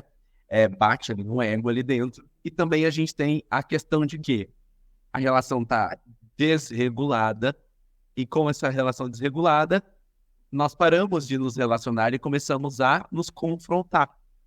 E aí, dentro desse confronto, fica uma competição, que eu acho o pior lugar de relacionamento. É quando, tipo assim, é uma relação vingativa. Ah, é? Você vai me tratar assim?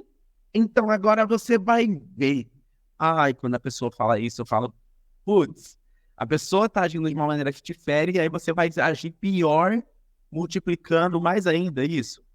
Não faz muito sentido, né? E aí a relação se torna um inferno. Eu gosto sempre de trazer a questão do esporte. Tá num jogo de tênis e tem dois adversários, um de cada lado. No final, um ganha e um perde. Aquele que perde fica constrangido e sai de perto o mais rápido possível. E aquele que ganha, ele não consegue comemorar daquele que perde, na frente daquele que perde. Ele tem que sair. Ele sai e ele vai comemorar lá.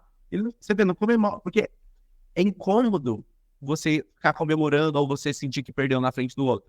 Então, o que acontece? Dentro de casa, cada um vai para um lado. Então, o processo de competição, ele é péssimo, porque ninguém ganha dentro do relacionamento. Essa é a verdade. Então, entra nesse processo de competição, por empilhamento emocional, não conseguimos resolver, não tem diálogo, não tem posicionamento e todas as outras coisas que nós falamos, aí eu começo a competir com você. Na realidade, é um ensaio pro término.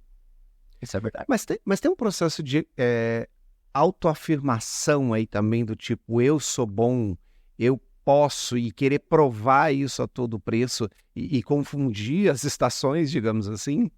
Com certeza, principalmente quando nós vamos falar aqui de relacionamento de duas pessoas, e aí a gente tá aqui, um tem uma cabeça, outro tem uma cabeça. Isso, por exemplo, o meu relacionamento isso acontece. O meu marido ele tem uma cabeça totalmente diferente da minha, mas a gente segue para o mesmo lugar, entende? É totalmente diferente o polo, mas é o mesmo pensamento no final. O caminho é muito diferente. E aí, por exemplo, eu chego com uma super ideia para ele, né? Quando a gente tem aquela ideia que pulsa, nossa, eu quero fazer algo e vibra. Aí eu chego para ele. Ele faz assim com a minha ideia. Diminui ela a 1%. Porque a perspectiva dele é totalmente diferente da minha. E aí eu me sinto desvalidado. E aí, naquele momento, eu falo, agora eu vou mostrar para você que o meu dá certo. E aí você começa a sobrepor a pessoa. Então, eu trabalho online, meu marido é do trabalho físico. Ele ama tudo que é físico, ele não gosta do online. E aí, por exemplo, veio uma amiga nossa no nosso comércio, ela falou assim, eu não sei se eu abro uma loja física ou uma loja online. Aí eu falei, abre online, porque não sei o quê. Comecei a falar, e o meu marido do outro lado, não, mas ele fala isso porque ele não sei o quê, você tem que... Então, assim, ali eu falei para ele, nossa, mas esse é o meu ponto de vista, esse é o seu. Então, há esse processo de autoafirmação, de mostrar que o outro é melhor, geralmente porque eu valide o meu modelo de mundo, a minha ideia. O outro não valida. Aí eu fico com raiva. Aí eu entro num lugar de vingança. Ah, é?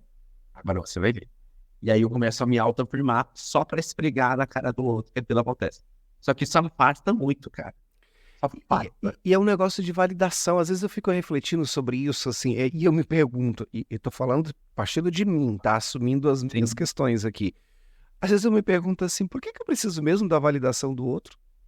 Por que alguém tem que dizer o que eu sou, o que eu posso, o que eu sou capaz? Da onde? Por quê? Né? Porque eu vejo que muitas vezes essas competições, elas vêm desse lugar, da necessidade de uma validação. Então, assim, usando esse exemplo que eu falei, nossa, eu sou muito bom na cozinha. Você não acha? Você comeu a minha comida? Olha só como...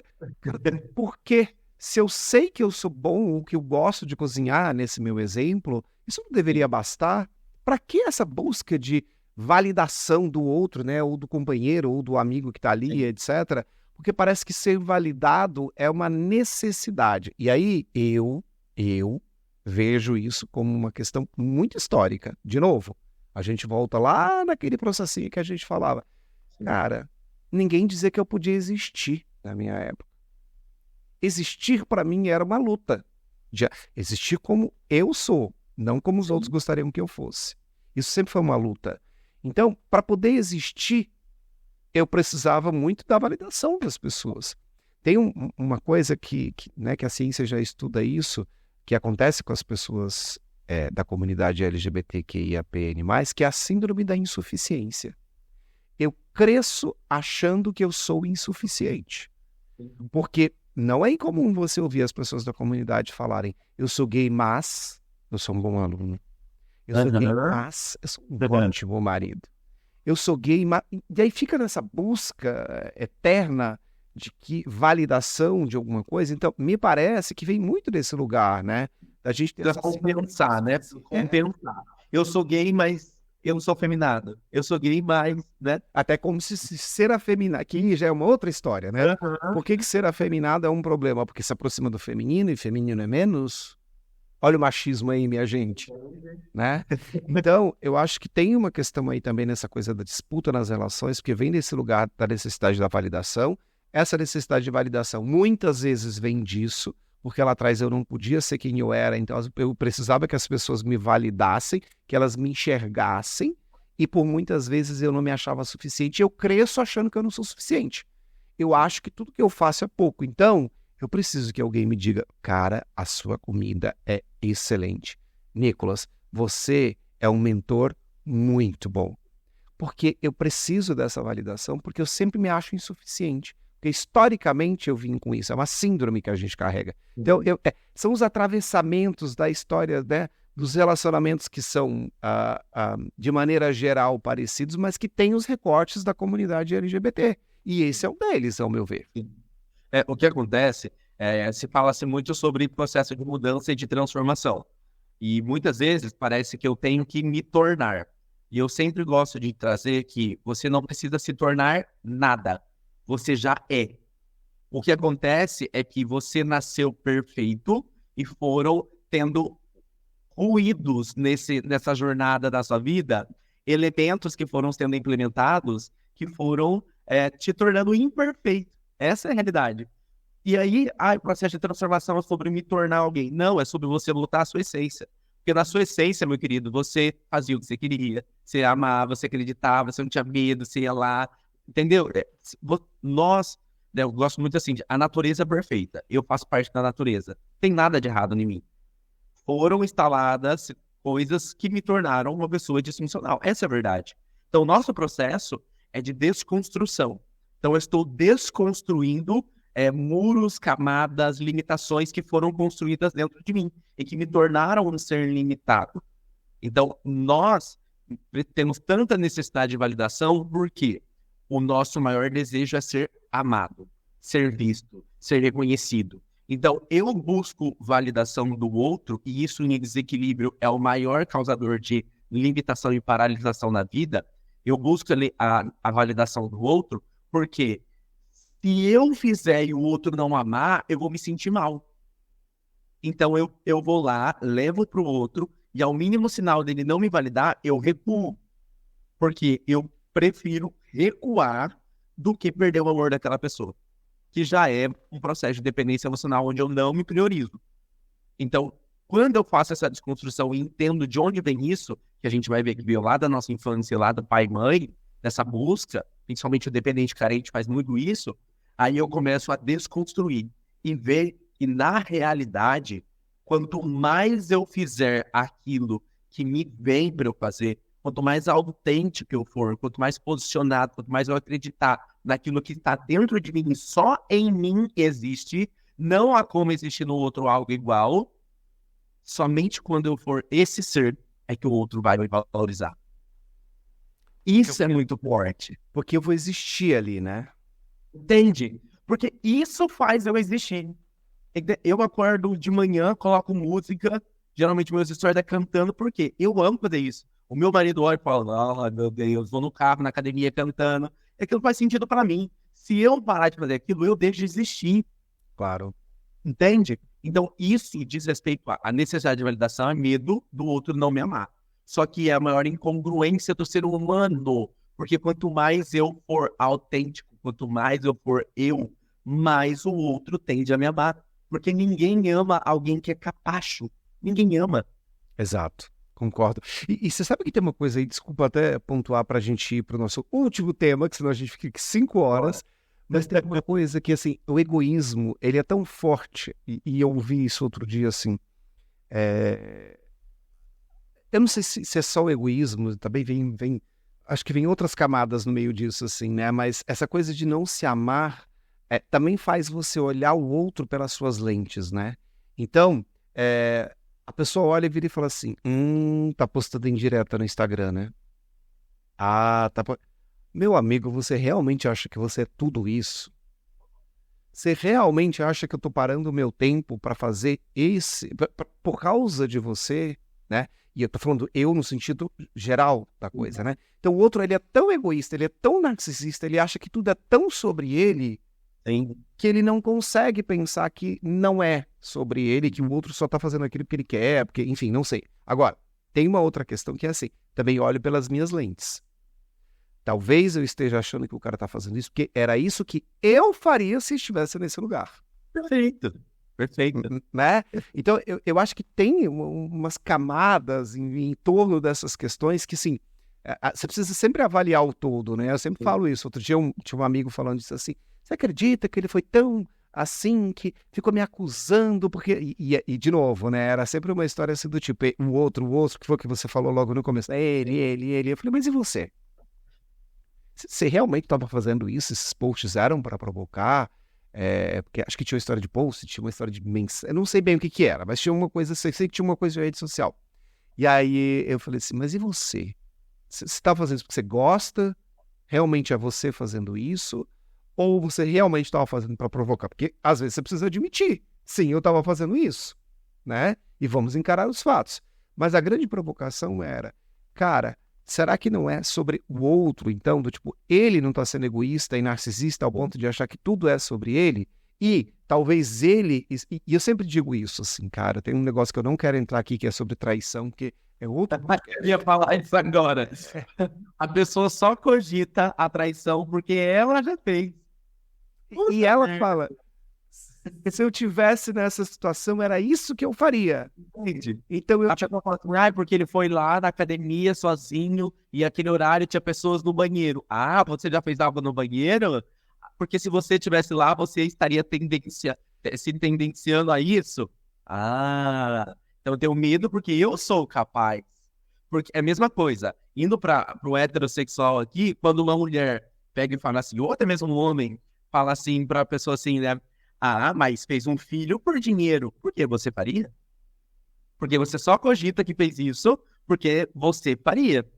Exato. Porque alguém que não cogitaria não falaria, cara. Exato. Não, então, é interessante... Desculpa.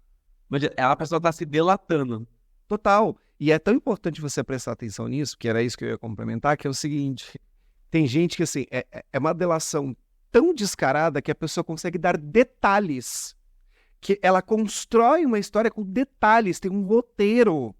Ela fala, tipo, não, porque imagina, você entrou naquele lugar, eu já até imagino como você fez, eu já até imagino que você foi lá e você fez isso, e eu até imagino o que a pessoa fez. Você está falando, que narrativa é essa?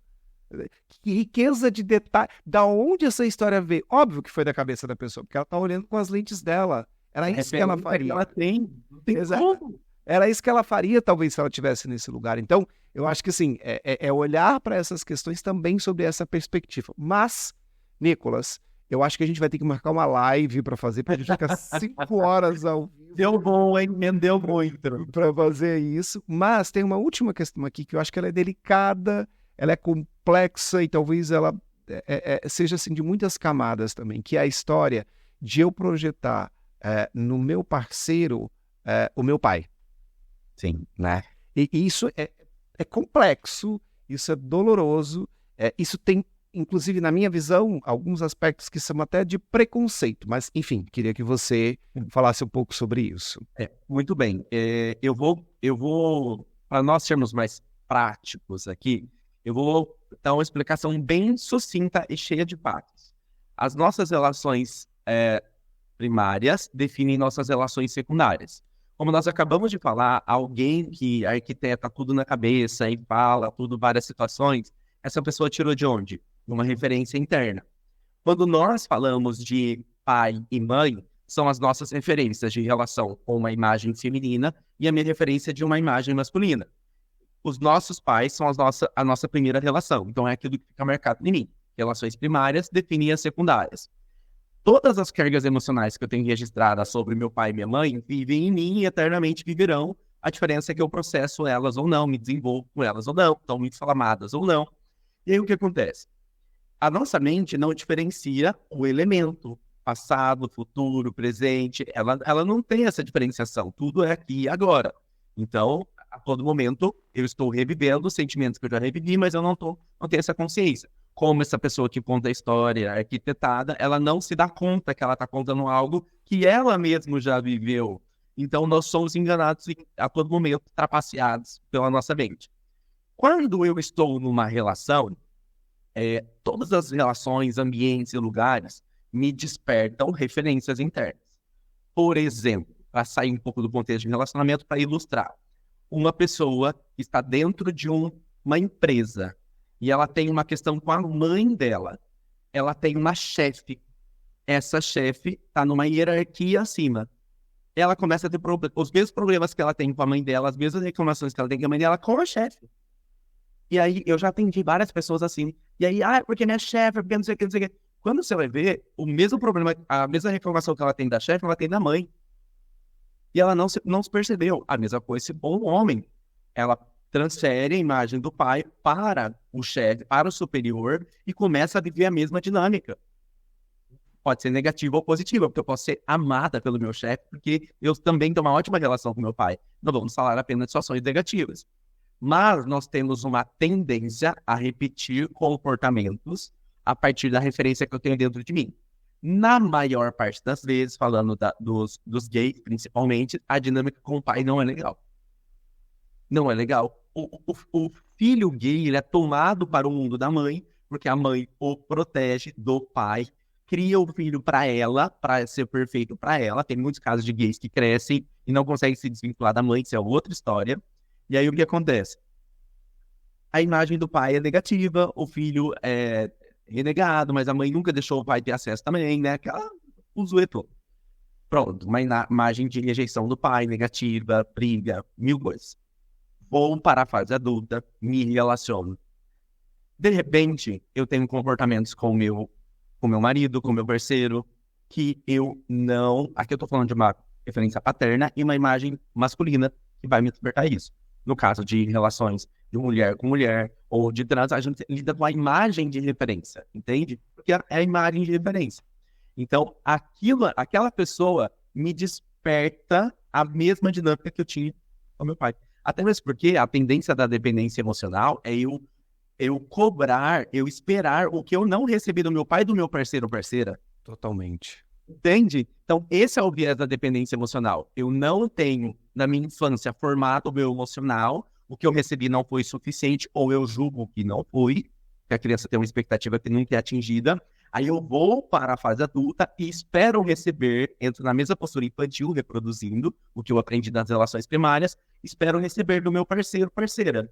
Não vem, eu repito o mesmo padrão de ficar que eu fazia lá com os meus pais. Então, há uma projeção. Eu projetei absurdamente o meu padrasto no meu marido, a ponto de ele ter falas iguais a do meu padrasto. É louco isso, é muito louco. Da mesma maneira que ele foi abandonado pelo pai dele, ele não tem o nome dele no RG, e já teve vezes de eu chegar para ele e conversar com ele. Assim, levou um mês essa conversa, porque era muito reativo. E eu falei, amor, você tá me impedindo de tocar em você. Você tá, assim, quase me expulsando de casa. E ele não percebia. Até que, e eu fico até emocionado, porque foi uma conversa muito decisiva na nossa relação. E, assim, a gente tava muito bem, a gente teve uma relação sempre muito boa. E aí eu cheguei, assim, às vezes eu tocava, e ele, ai, para. E aí eu olhava, e ele não parecia que ele não percebia aquilo. E aí eu tive uma conversa muito densa com ele, assim, foi muito densa, porque ele me confrontou. Até o momento que eu cheguei e falei assim, cara, de onde tá vindo essa raiva de mim? E aí ele paralisou, assim, porque eu falei com tanta verdade. E aí eu falei, o que eu desperto em você? E olha que louco. Eu morei em 15 cidades. até os meus 13 anos. Então, o padrão da minha vida era a minha mãe, o meu padrasto traía a minha mãe, aí a minha mãe tinha que mudar de cidade, porque ela era chacota na cidade, e aí abandonar, a desculpa dele era, vamos mudar de vida, vamos abandonar tudo. Então, assim, para mim, abandonar tudo era fácil. É até hoje muito fácil para mim abandonar tudo e recomeçar. Então, ele falou, por conta da sua história, eu acho que a qualquer momento você vai embora. Daí eu perguntei para ele, tá, quem foi embora da sua vida sem avisar? O pai. A mãe também, inclusive.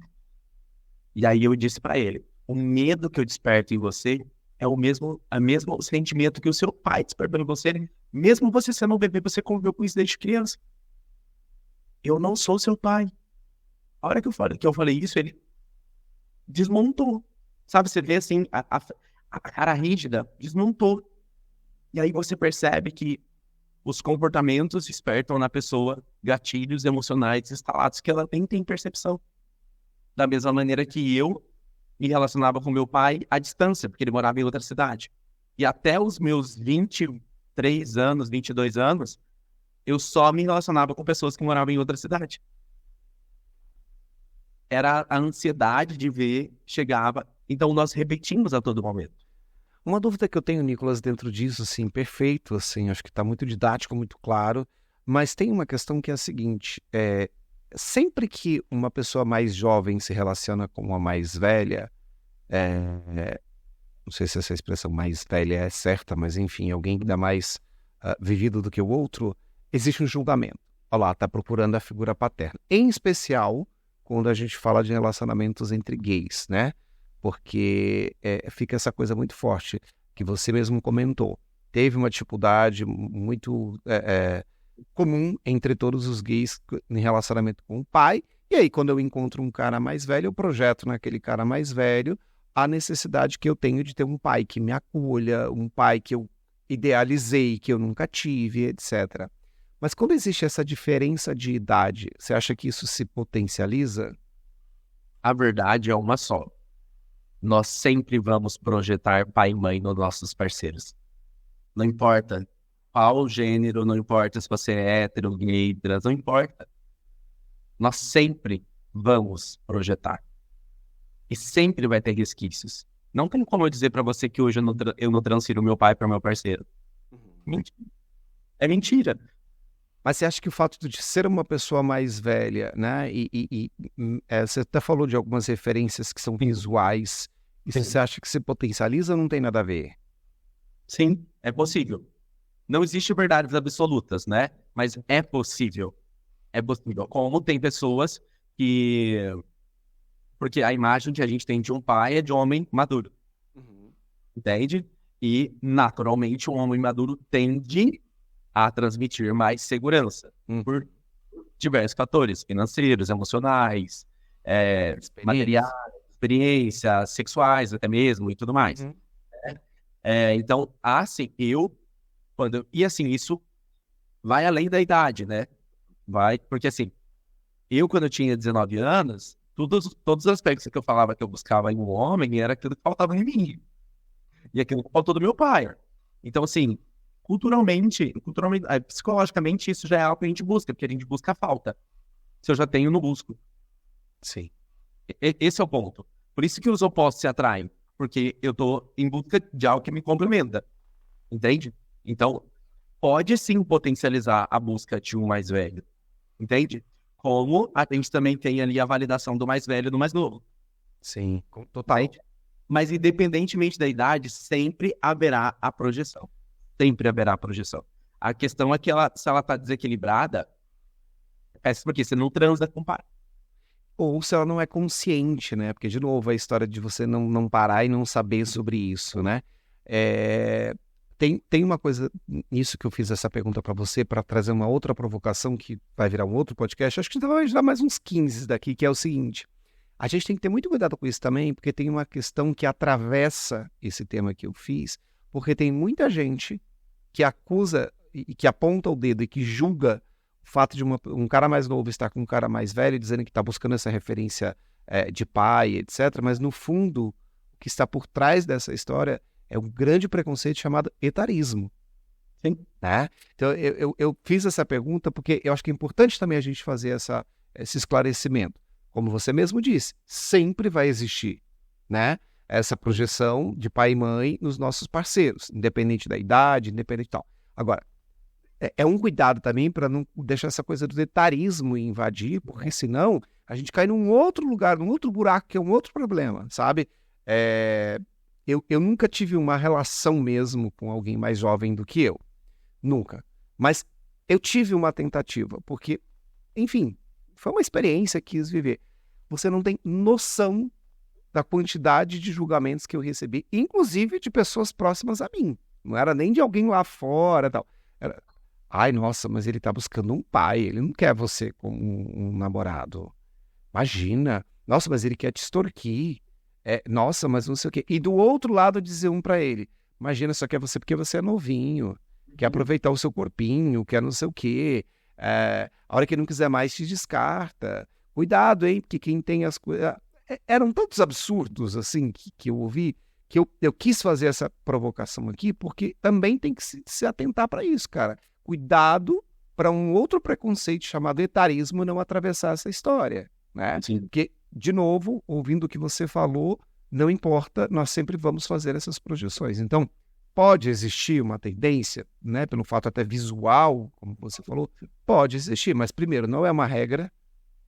Segundo, não eliminaria se fosse uma pessoa da mesma idade que eu, porque isso poderia acontecer, se eu tenho essa tendência, isso poderia acontecer, como você mesmo trouxe. Então, quis trazer isso para a gente ilustrar aqui também no fim da nossa fala. E principalmente, tem algumas coisas que eu gosto de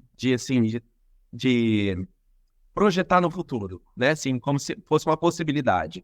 Vamos lá, eu estou num relacionamento por pura projeção de pai.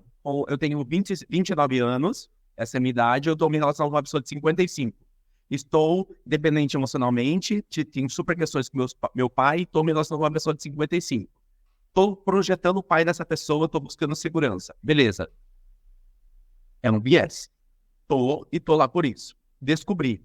Me cuido, me desenvolvo emocionalmente. Vou continuar com a pessoa do mesmo jeito. Entende? Então, assim, tá tudo bem. O que a gente tem que trazer é cuidado com a disfunção que pode acontecer. Entende?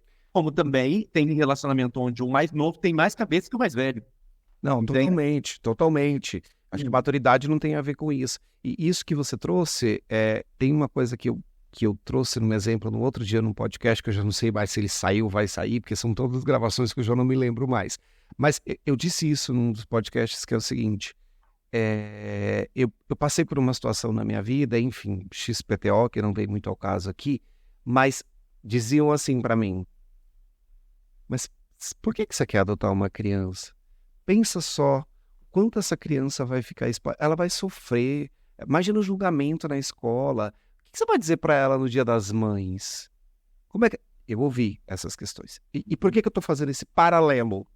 Quando você disse isso, o que você está dizendo, na verdade, não vamos olhar o preconceito que está na frente e entender que isso tem que definir. Vamos tratar a causa raiz.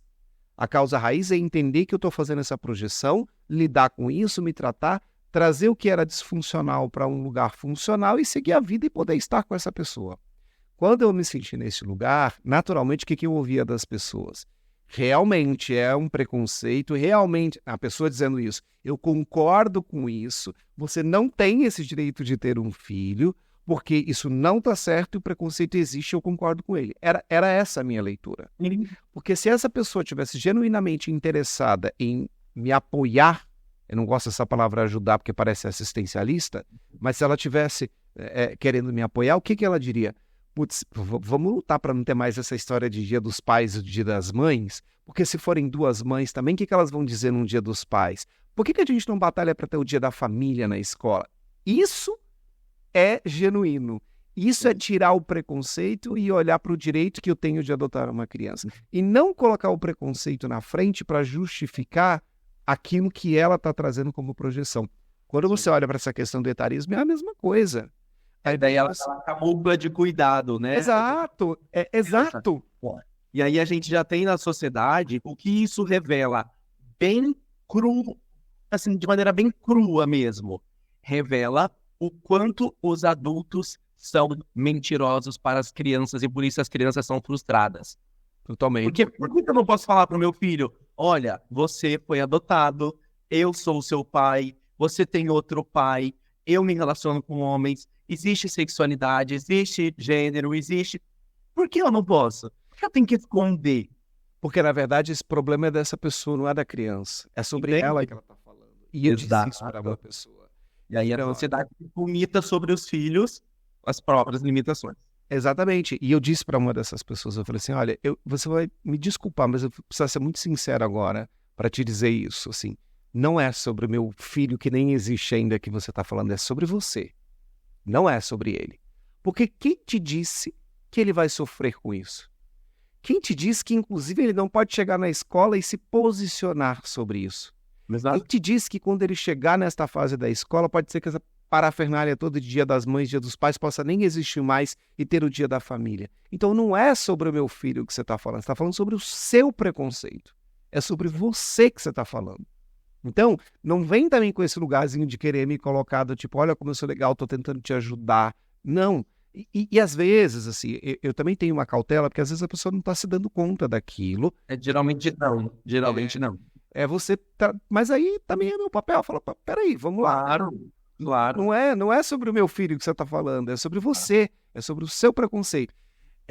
Tem uma outra questão que eu digo sobre isso, que é para ilustrar e que é um paralelo também, que é assim, recebo muitas histórias e muitas perguntas e questões de pais que estão preocupados com a violência que os filhos podem sofrer por ser LGBTs e esse cuidado que eles querem ter para que esse filho não sofra, etc.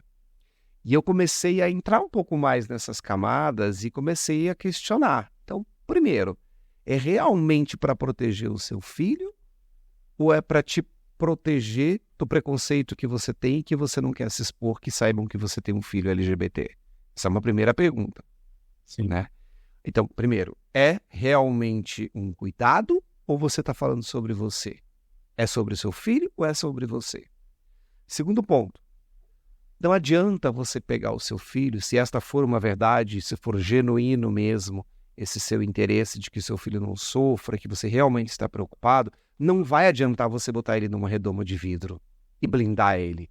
Primeiro, porque você está tirando dele o direito de ter uma vida, de vivenciar as experiências dele, de poder ter um relacionamento, de andar na rua de mão dada, e você não tem esse direito de privar o seu filho, de colocar ele nessa redoma e proteger este filho. Você não está protegendo, você está privando ele de ter uma experiência de vida. Esse é um ponto. O outro ponto que eu digo é o seguinte, então se você realmente quer fazer isso, sabe o que você devia fazer? Pega o seu filho pela mão e vai junto com ele para a rua. Vai estar com ele quando ele sofrer as violências, ou apoie ele quando isso acontecer, ou ensine ele a se posicionar, faça o seu papel, mas não coloque o seu filho numa redoma, porque às vezes está dizendo muito mais sobre você, do preconceito que você tem e do medo que você tem de se expor do que do seu filho. Então, quando eu falo de tudo isso, voltando lá ao tema, muito cuidado para não pegar esse preconceito do etarismo e mascarar com essa coisa, nossa, olha lá, tá projetando o pai, porque é mais velho. E aí nós temos que tomar cuidado, porque, no fundo, tudo é sobre nós, né? E aí nós temos que voltar lá atrás, quando nós dissemos sobre aquela questão de eu tô falando porque eu faria isso, né? Então, muitas vezes, por exemplo, algumas vezes eu posto vídeos na internet, no meu Instagram, e são sobre dinâmicas que eu vivi, e eu coloco como um conteúdo técnico, né? Mostrando uma dinâmica. E aí as pessoas falam assim, ele tá falando sobre ele. Eu tô. Mas quando eu tô falando sobre mim, eu também tô falando sobre muitos que passaram a mesma dinâmica que eu. E não há problema nisso. Mas eu tenho que tomar cuidado com o julgamento, porque muitas vezes eu olho e falo, tá ficando com ele por causa daquilo lá. E aí eu esqueço que, é porque eu me relacionaria com um homem mais velho somente por conta da minha carência, ou somente por conta da financeira dele. Então, sempre olhar para dentro é muito válido, né? Para que você consiga refletir sobre o porquê aquilo saiu da sua boca. E eu amo deixar que as pessoas falem. Porque para mim o preconceituoso ele morre pela boca, o ignorante ele morre pela boca, o machista ele morre pela boca, o dependente morre também pela boca, o narcisista, todos morrem pela boca. que quando abrem a boca, falam muito mais sobre si do que, verdade, sobre a própria situação. Com certeza. E Freud já dizia, quando João me fala sobre Pedro, eu sei muito mais de João do que de Pedro. Né? Então, acho que essa é uma frase que corrobora com isso que você está dizendo. Nicolas, querido, ficaria eu mais 5 horas aqui e eu acho que assim, tá perceptível o quanto o papo tá gostoso, o quanto foi leve, o quanto foi gostoso, apesar da importância dos temas, da polêmica de alguns deles. Foi um papo super gostoso. Eu tenho certeza absoluta que esse conteúdo vai contribuir muito para as pessoas que estão ouvindo. Espero que esse conteúdo seja compartilhado, não só por uma questão de algoritmo, de ganhar seguidores, não é isso, mas pela importância que ele tem e pela a quantidade de coisas que foram aqui. Então, eu quero realmente te agradecer muito a oportunidade desse nosso papo, porque eu acho que é uma doação de tempo, é uma doação de conhecimento, de troca desses conhecimentos aqui. Então, eu quero te agradecer muito por mim, por você estar aqui nesse canal e poder dividir isso com a gente, mas também te agradecer em nome de todas as famílias, de todas as pessoas LGBTs, heterossexuais que vão ouvir, que vão ver esse conteúdo e que vai contribuir para a vida delas. Então, muito, muito, muito obrigado mesmo. As portas estão sempre abertas aqui. Quem sabe a gente faça uma live, volta para falar de um outro tema, enfim. Muito obrigado mesmo, viu? Gratidão. Eu que agradeço por esse espaço. É sempre bom poder transmitir conhecimento e me veio algo muito forte aqui para falar. Como é importante nós sermos provocados, nós questionarmos o quanto é importante termos conversas e olha para quantos caminhos nós somos aqui hoje, aonde eu instigo a minha mente a pensar um pouco mais além e a questionar, mas por que não? Porque assim, de onde vem? Quando eu me permito estar nesse lugar, eu tenho uma flexibilidade maior para olhar para mim mesmo. Porque muitas vezes o excesso de cobrança vem muito mais por conceitos rígidos, engessados que você tem dentro de você, e você nunca se experimentou perguntar de onde vem isso, por que eu sinto isso, ao que isso serve, qual sentimento eu revivo, qual lugar eu estou me colocando nas relações. Então, se eu puder deixar uma mensagem aqui para você, por que não? Se questione, deixa que isso toque dentro de você e olhe sempre para você. Pare de olhar para o outro, olhe para dentro, comece a se observar. Porque quando você observa os seus movimentos, quando você se permite a se desconstruir, chegar numa fórmula mais próxima da sua essência, da perfeição de quem você veio para ser, é aí que você encontra a sua autenticidade e consegue, de fato, ter uma leveza, não somente em você, mas na sua vida, nas suas relações, em tudo que você quiser alcançar aí à sua volta. É uma honra estar aqui hoje. Perfeito, querido. Antes de eu fazer meu encerramento, eu gostaria muito de deixar esse espaço para que você pudesse falar também como as pessoas podem fazer para chegar ao teu trabalho, se elas quiserem contratar você para uma mentoria, como é que isso funciona. Claro que eu vou mencionar aqui na publicação do episódio, mas como as pessoas fazem para te encontrar e como é que elas chegam para, se elas quiserem, inclusive, vendo esse episódio, conhecer melhor e ter o teu trabalho. Claro. Para você me encontrar, entrar em contato comigo e ver todo o meu conteúdo, hoje minha principal rede é o Instagram, @Nicolas, com 2 L's Gonçalves. E aí, dentro desse perfil, você pode usar as caixas de perguntas. Para fazer suas perguntas, eu faço o estudo de caso. Se você está assistindo esse podcast, você se interessou em se desenvolver, você pode me mandar um direct falando assistir o podcast. E a gente marca uma análise gratuita para você possa me ferrar falando isso, que pode vir um monte de gente. Mas, assim, minha contribuição aqui, já que você cedeu esse espaço. Você me manda uma mensagem falando assistir o podcast, que era a minha análise. A gente faz uma análise sua para ver se o modelo de mentoria em grupo ou o modelo de mentoria individual, para que você se desenvolva, tenha boas relações, alcance prosperidade, a gente viva uma vida leve, sem dependência, sem frustração, com menos ansiedade, podendo permear sobre diversos lugares, conceitos e relações de uma maneira equilibrada. Então, meu Instagram, @Nicolas Gonçalves, manda direct lá para mim, aí você solicita a sua análise, segue lá meu conteúdo, tenho certeza que você não vai se arrepender, lá tem muito mais disso.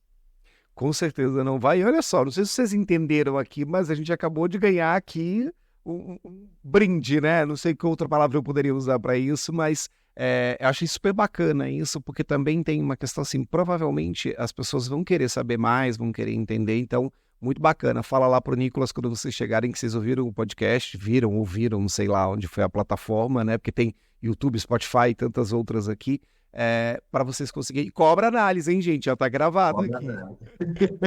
Eu levo... Em 30 minutinhos a gente mapeia todo o seu processo, a gente traça um caminho de ação, e aí a gente vai para uma mentoria em grupo, uma mentoria individual. Eu sempre gosto de processo de supervisão, a gente faz mapeamento lá, eu adoro. A gente faz uma coisa bem dinâmica, sensacional. Perfeito. Querido, mais uma vez, muito obrigado.